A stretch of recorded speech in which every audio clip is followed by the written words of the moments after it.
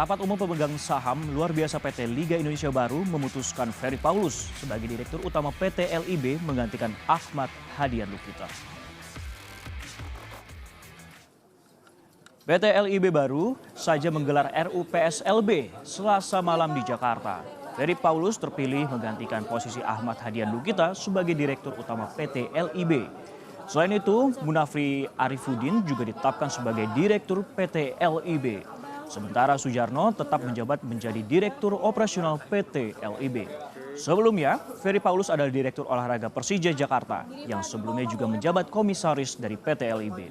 Sedangkan Munafri Arifuddin adalah mantan CEO PSM Makassar, menduduki posisi komisaris PT LIB pada periode 2020 hingga 2022.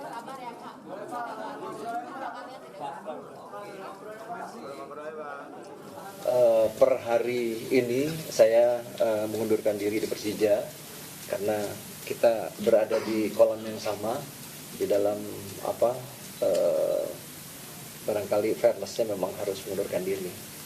Jadi per hari ini saya juga akan mengundurkan diri status saya sebagai Direktur Olahraga di Persija.